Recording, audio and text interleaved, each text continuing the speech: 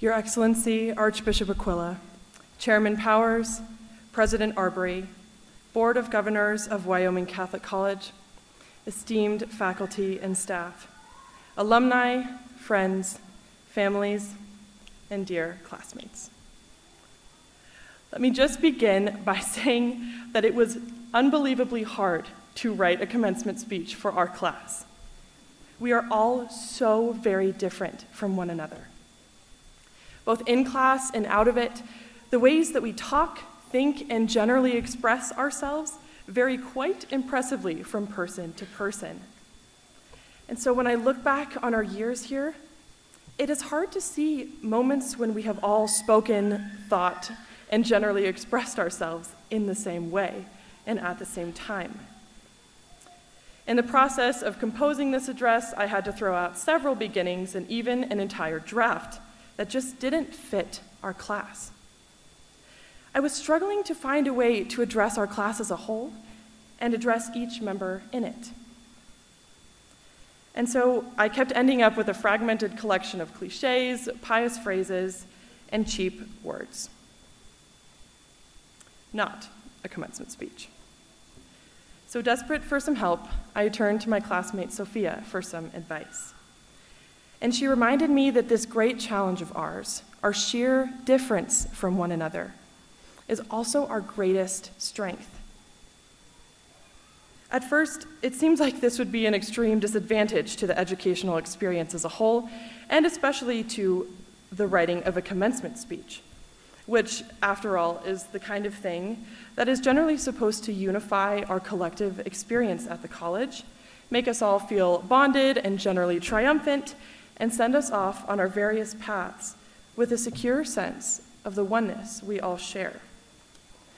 However, after further reflection, I don't think that kind of speech is exactly what we need to hear now.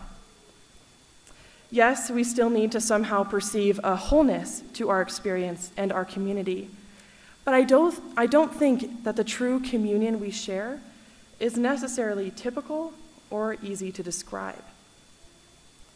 I realized in my dilemma that I had been trying to find our class's lens, our single unified way of viewing the world and everything in it, when that single lens doesn't really exist for our class. This may sound a bit cheesy, but bear with me. I think we are more like a kaleidoscope or a stained glass window than a single pane of unbroken transparency. Our class is a composition of diverse and vibrant shades of color, glass of all shapes and sizes, all filtering the same light to create a beautiful mosaic of color, which would be impossible through a clearer pane. We each have a distinctive slant to our vision that makes our particular perspective of things essential to the composition of the whole picture of our intellectual striving over these 4 years. And this makes each one of our class discussions a work of complex art. Since the beginning of freshman year, and much more skillfully now, our class has been able to put together all of the images and hues which color our own vision to piece together a work of wonder that is wide and diverse and does have a mysterious wholeness to it. It has made every discussion of a text more rich and more deeply saturated with each of our personalities. We have come to know almost too well each person's passions, strengths, beliefs, and particular capacity for understanding the world. So as I spoke with Sophia the other day, it became abundantly clear to me that the thing that brings us all together, that makes us able to have deep conversations, that keeps us all tightly orbiting around the same wonders of the curriculum, is reality itself, and the fact that we are all in love with it. The wonderful thing about this is that it is not so much the way we see things that unites us, but what we see. Because of this, we have a peculiar grounding in the real, which, as far as I can tell, is relatively unique among the classes. It is this which has made us most together, most one, most whole as a class. Our acceptance of our own particular vision and our appreciation for the sight of each one of our members. So I wanted to illuminate this capability of our class with some piece of the curriculum that illustrates the way we have come together and the fruit of our years in one another's company. Of course, coming from my particular section of the stained glass window of the class of 2023, that piece had to be from our wealth of poetry. Now, it is true that we as a class have never been particularly prone to the temptations of romanticism. We are mostly realists, or at least aspirational ones, and this realism often presents as a sort of melancholy. And perhaps that is because all of the overwhelmingly real things to which we have been exposed over these years. 2 years of COVID-19 and its heavy effects, losing over half of our class, and enduring through some rather turbulent years of the life of the college. This is not exactly the stuff of halcyon dreams. But thankfully, as we have come to know quite well, especially through senior humanities, not all poetry is saturated with romantic idealism. And as I neared the end of my search for the right poem for commencement, I very nearly settled on the line which I think has been the most quoted of this semester, from Yeats' Second Coming, "Things fall apart." We have spoken this line to one another in all kinds of scenarios, in class, in conversations between friends, in laughter and in tears, as we have experienced things breaking and coming apart in great ways and in small. And yet, our experience has not been simply the falling apart of things, though it has been that. But it has been the glimpse of something radical and real beyond the broken pieces. It is precisely in this experience of the broken and the beyond that we graduates of the class of 2023 have become what we are. Thus, my search for a line for this day came to rest instead with the final poet in the Humanities 402 curriculum, Richard Wilbur, and his poem, "Love Calls Us to the Things of This World," which you all have in your programs. He writes, "The eyes open to a cry of pulleys, and spirited from sleep, the astounded soul hangs for a moment, bodiless and simple as false dawn. Outside the open window, the morning air is all awash with angels. Some are in bed sheets, some are in blouses, some are in smocks, but truly there they are. Now they are rising together in calm swells of halcyon feeling, filling whatever they wear with the deep joy of their impersonal breathing. Now they are flying in place, conveying the terrible speed of their omnipresence, moving and staying like white water.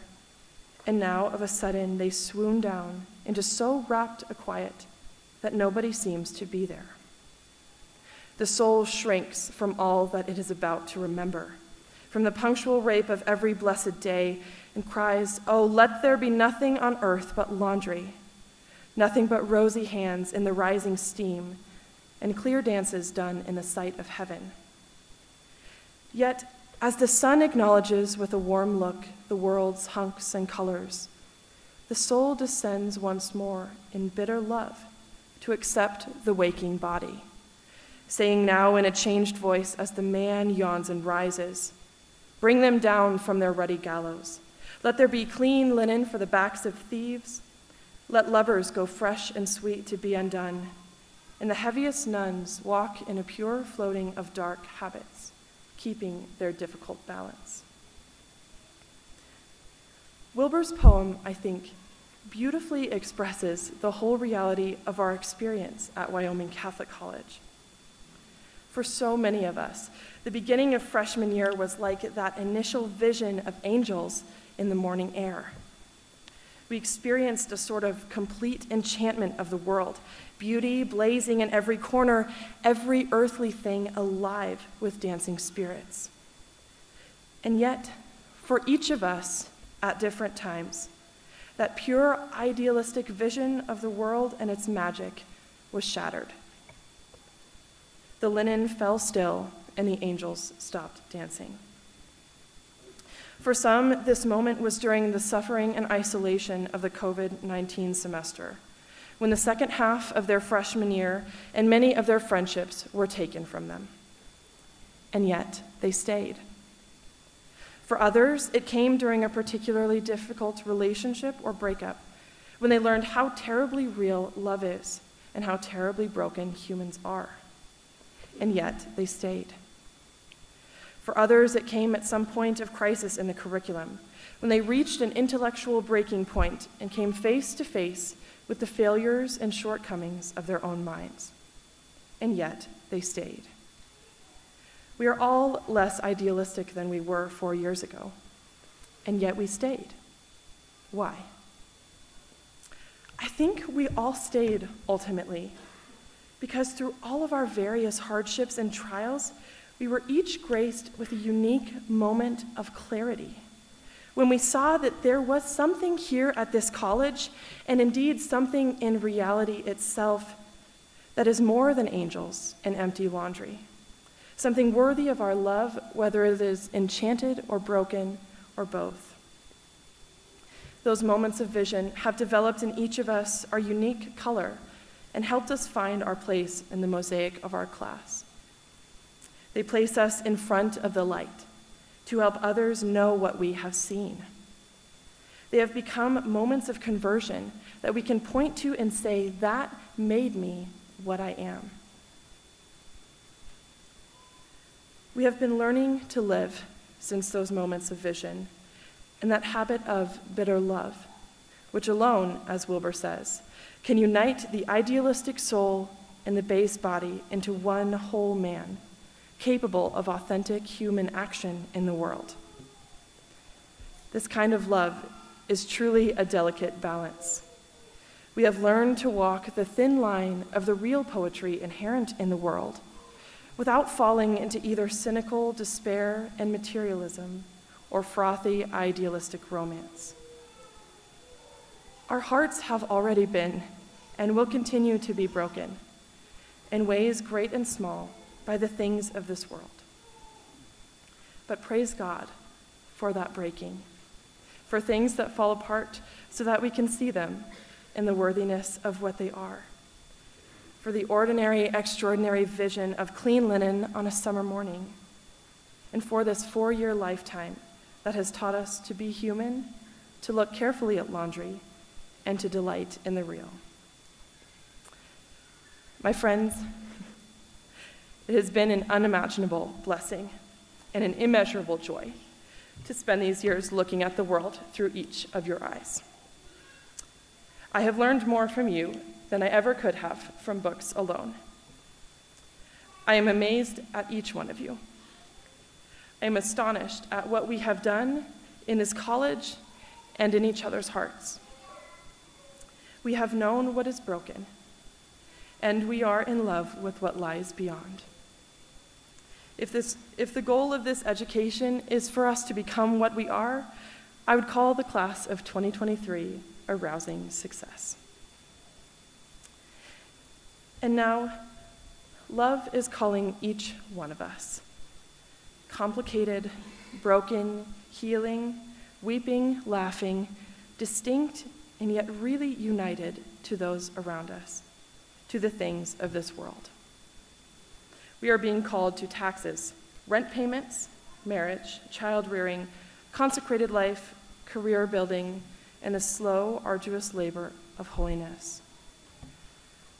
Our task is to let the purified light of our vision, tinged with the hues that have surrounded us for years, wash over a world sorely in need of the brightness that we bear.